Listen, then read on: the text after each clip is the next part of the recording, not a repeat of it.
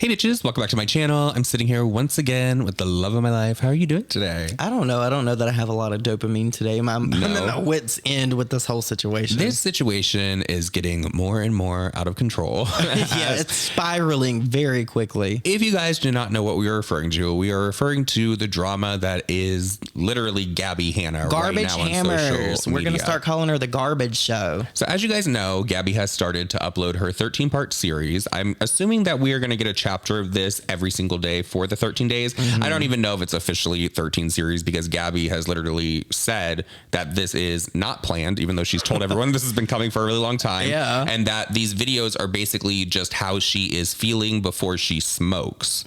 So this is like her getting out all these feelings. I honestly don't understand where she thinks that this series is going to go, because as of right now, as of the last 3 videos, all she is doing is pissing a lot of people off, a lot of people with huge numbers on social media, and they're all like, no, you're not going to lie on us in these videos. We are going to tell you our truth, and we are going to come out with that. And then she tries to turn around and say that, oh, well, you see, if they continue and they come out with what they've been threatening to come out with about me, then that's just going to prove that they are bullies and that they are this. That's not how this works, because Gabbie, you're looking like a bully right now. You can't frame something in a way that if someone responds to you that they're automatically a bad guy or a villain. That's just not how that works. If you say something about someone, they have free reign to respond to you.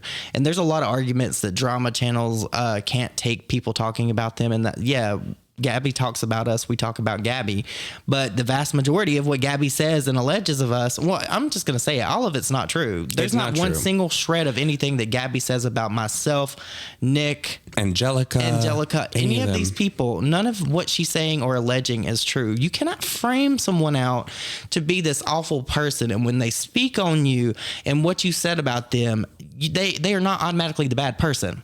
But you know what's so crazy is she sits here and says that we further lies about her and that we spread malicious things. What? When the only things that come out of her mouth about us are lies. The things that come out of our mouth about her are things that she has done on the internet. And we all proved her wrong just the other day when she did her little drama channels need to be held accountable video. But the episode yesterday really ruffled a lot of feathers because Gabbie went in on Joey Graceffa, who is never in drama. Ever. Daniel Preda, who loves drama. Let's be honest. So I'm actually really looking forward to this because Gabbie called them out for Escape the Night, which is the show that they do, and basically said that because of them, her ED was triggered because she was on this set for hours. There was no food. Her dietary needs weren't met. But it turns out that according to everyone that was on the set, because Rosanna, I'm not familiar with her, but I have heard that she is never involved in drama, and that's probably why I have not heard. She's the cupcake lady. That's like,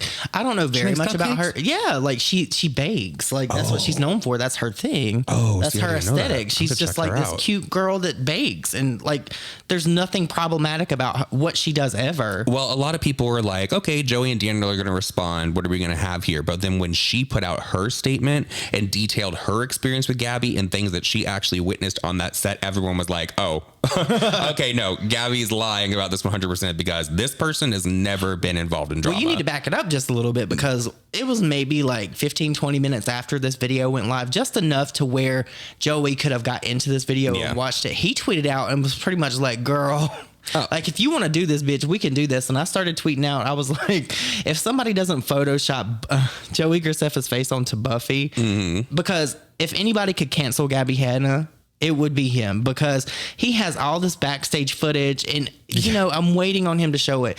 That is something that I think that Joey probably will do, because that is his production. That is his baby. And that is his passion that she's messing with now. This is very large accusations that Gabbie is making against Daniel as well as Joey. And I don't think that they are doing or have done what Gabbie is saying that they have done to her. Gabbie literally was in LA. They're filming in Los Angeles. Oh my gosh. That is like the epicenter of everything you could possibly want. If you want something delivered, you can get it delivered anytime. Not even that though. Okay. Having been on a lot of sets, Gabbie Hanna is full of shit. And I'm going to say that to everyone. This whole her being on set for hours and she wasn't able to get food because they didn't want to meet her dietary needs, even though Rosanna said, sorry if I'm saying her name wrong, said that no, there was a form that people are supposed to fill out before they get there because they were literally bending over backwards to try to get everyone's needs met. And Gabbie said, I didn't fill it out. I hope that's okay. I like literally, like there was so much in that video that I didn't process it, and I didn't read the text messages until this morning. She put in text messages of Daniel Preda saying, I'm going to Whole Foods. Do you want anything? And she's like, yeah, I want a salad with bacon. Yeah. And all this different stuff. Like, he didn't have to do that. Why couldn't she have taken her ass over to the Whole Foods? First of all, why couldn't she have done an Uber Eats? This was shot in LA, okay? Gabbie Hanna is successful. Gabbie Hanna has money, so she could get a delivery of some food if she wanted to. Gabbie Hanna could have a chef bring her food if she wanted to. Gabbie Hanna could bring her own food if she wanted to. Gabbie Hanna could send her assistant at the time to get her some food. There is no reason that Gabbie Hanna would have been on this set without food. So the fact that Gabbie is trying to use that as a way to get at Joey, trying to say that they triggered something in her, is a crock of shit, and she's trying to pull on that because everyone's going to go over there to them and be like, you guys are assholes, which is what they started doing. This is Gabbie weaponizing yet another tool in her arsenal to try to make people feel sorry for her, to try to garner sympathy, when in reality, Gabbie is her own worst enemy. Gabbie literally wrote in that thing that Rosanna put out, and I hope I'm saying her name right, she literally called somebody a see you next Tuesday. And like, could you imagine? Yeah. Could you imagine calling someone on set that is there to work to make it like amazing production? Yes. And that's how you talk to them. How do you talk to your wait staff? Like when you're out at a restaurant, seriously, how do you talk then? That is a very big indicator to me. Yeah. If I'm with someone and they are rude to the waiter, I will literally get up from that meal, pay, and leave. I am not going to, if you treat wait staff like shit, you are the worst kind of person. And Gabbie is giving major Karen vibes. Like, and then on top of all of this, after Gabbie uploaded this video, she doubled down on TikTok yesterday, pretty much saying it was a nightmare, escape the nightmare. Like, it was a privilege for her to even be offered to be on that show. Gabbie is the nightmare. So they were technically escaping her, because I just don't understand where this series is going to go. Like, she wants like vindication. She wants to say her side. She wants to clear her name and all this. She's not doing any of that. She's pissing people in Hollywood off. She's pissing people off with a lot of like pull everywhere. Like, what is the end goal here exactly? I'm all for Gabbie saying her side, but there's something more to this. Oh yeah. She said that her whole thing is that she wants to be heard. And we hear you loud and clear, Gabbie. But what you need to realize is that what you're saying is not what needs to be said. You need to do some self-reflection. And you know, for a minute last year, after all of that stuff happened, I really did think that Gabbie was going to work on herself. She came back with this podcast. She's like smoking, doing all that stuff. And I was like, oh, okay, maybe she's in a better space or whatever. But literally that was just her hibernating, planning out what she's going to do and how she's going to attack all these people and how she's going to try to make herself the victim. If you are the victim in every single situation that has boiled down and been a bad thing, then maybe, just maybe, it might be you. Well, you know that Rosanna, the thing that she put out about Gabbie, it was liked by like everyone that was on like the set that day and that whole entire time. So Gabbie needs to really like, honestly, I really hope at the end of the series, she does take some time away and she goes and like works on herself. She won't go to the wilderness. She won't go be with nature. I think that some of the people that liked that have not said anything will probably end up saying something, because Joey and Daniel are really well respected within the YouTube community. Joey is a very old school YouTuber. He's been here pretty much longer than most people have. And Gabbie got a lot of the followers that she has from collabing and being friends with Joey and Daniel. And for her to just be like this awful, vile, gross person to these people that have helped her career and literally bent over backwards to accommodate her when they did not have to. Exactly. Sick. Can we talk about one more thing? Sure. Well, it might be two more things. But so Gabbie's record deal, because I'm a little confused, because Gabbie said that she had this record deal and she lost it. Okay. So now there have been at least 3 or 4 reasons as to why Gabbie Hanna has lost her record deal. First, it was Trisha. Okay. Yeah. Then there was the drama. I'm not going to bring up the name, but there was that drama that she said that she lost it because of. Then she said that she lost the record deal because she decided to go a different route with her music.